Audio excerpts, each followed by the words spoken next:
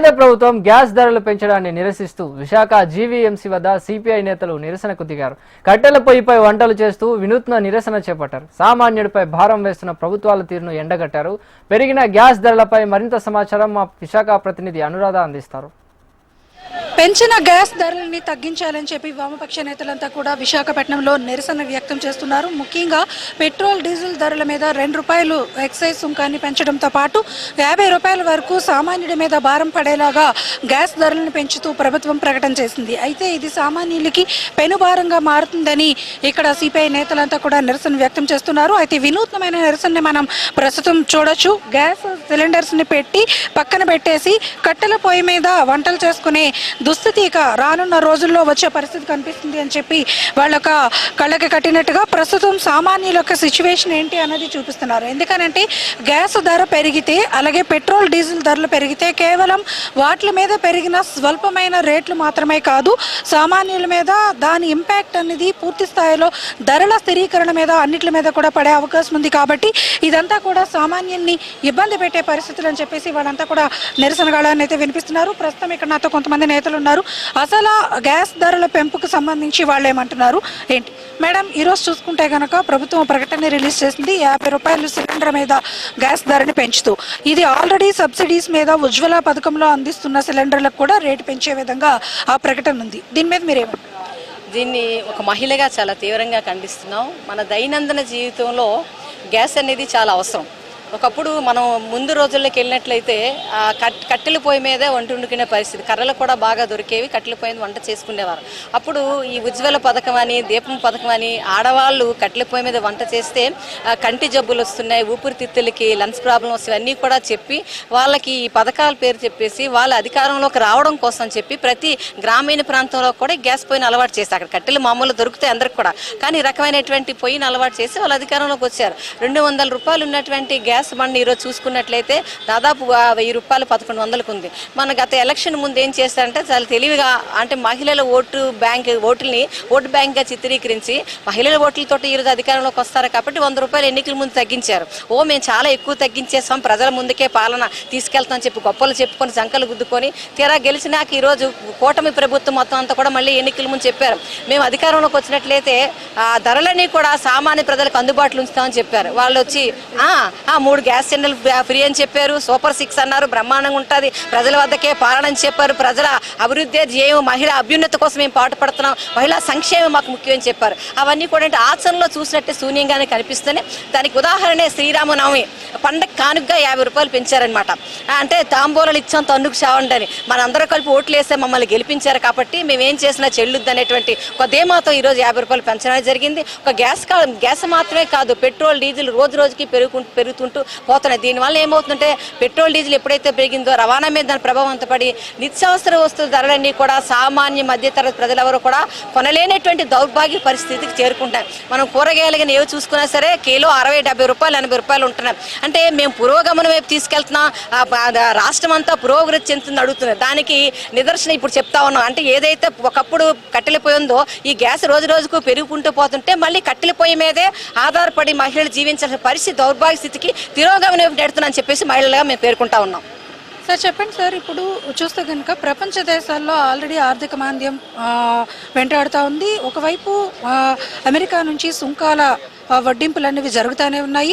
మరోవైపు చూస్తే కనుక ఇక్కడ ఇప్పుడు ఇది నేరుగా వినియోగదారుల మీద పడే అంశం కాదు. పెట్రోల్ డీజిల్ ధరలు పెంచితే కనుక కేవలం చమురు సంస్థల మీద ఆ భారం ఉంటుంది. ఇప్పటికి వీళ్ళకి పెంచిన ధరలు లీటర్ ₹13 పెట్రోల్ అయితే ₹10 వరకు డీజిల్ అవుతుంది. ఇది సామాన్యుల మీద భారం పడదు అంటున్నారు. చమురు సంస్థల మీద భారం వేస్తే వాళ్ళు ఎవరి మీద వేయాలి? ఇప్పుడు ప్రస్తుతం పెరుగుతున్న ధరలు ఏ విధంగా సామాన్యుల్ని ఇబ్బంది పెట్టే పరిస్థితి ఉంది? ఇటు గ్యాస్ కానీ పెట్రోల్ కానీ డీజిల్. కేంద్ర ప్రభుత్వం చమురు సంస్థల మీద పెంచినా లేకపోతే గ్యాస్ మీద పెంచినా ఎక్కడ పెంచినా వినియోగదారుడే దానికి నష్టం పోతాడు, వాడి మీదే భారం పడుతుంది. చెప్పొచ్చు కేంద్ర ప్రభుత్వం చమురు సంస్థల మీద వేస్తాం ప్రజలకు భారం ఉండదని, వాళ్ళు ఎవరి మీద వేస్తారు? రవాణా ఛార్జీలు పెరుగుతాయి, నిత్యావసర వస్తువుల ధరలు పెరుగుతాయి, వినియోగదారుడు వినియోగించే అన్ని వస్తువుల మీద భారాలు పడతాయి. ఈరోజు ₹50 పెంచారు గ్యాసు. ఇదే ఇప్పటికే ఈ మహానుభావుడు 3వ సారి అధికారం చేపట్టిన తర్వాత ప్రజా వ్యతిరేక పాలన ఉవ్వెత్తున సాగిస్తున్నారు. ఒక పక్కేమో జాతీయ బ్యాంకుల్లో రుణాలు ఎగ్గొట్టిన వాళ్ళకి సబ్సిడీ ఇస్తారు లక్షల కోట్లు, ఇంకొక పక్కేమో సామాన్యుల మీద ఇలాంటి భారాలు వేస్తున్నారు. ఇది అన్యాయం కదా. ప్రభుత్వ రంగ సంస్థలన్నీ కారు చౌకగా అంబానీలకి అదానీలకి కట్టబడుతున్నారు, దాన్ని సర్వనాశనం చేస్తున్నారు. ప్రభుత్వ రంగాన్ని సర్వనాశనం చేసి సామాన్యుల మీద భారాలు వేసి లక్షల కోట్లేమో పెత్తందారులకి కార్పొరేటర్కి సబ్సిడీలు ఇస్తే, ఇప్పుడు గ్యాస్ మీద నేరుగా 50 రూపాయలు పెరగడం వల్ల, అంటే సిలిండర్ మీద 50 రూపాయలు పెరగడం వలన సామాన్యులు ఇబ్బంది పడే పరిస్థితి ఉంటుందా? మీరేం డిమాండ్ చేస్తారు? ఖచ్చితంగా ఉంటుందమ్మా. ఇప్పటికే ధరలు పెరిగి వాళ్ళ జీవితాలు దుర్భరంగా మారాయి. వెంటనే ఈ 14.2 కేజీలు విలువైన వంట గ్యాస్ ధర, వినియోగ ధర, ఉజ్వల భవిష్యత్తు ఉజ్వల పథకంలో ఉన్న వాళ్ళకి కూడా ఇది వర్తించింది.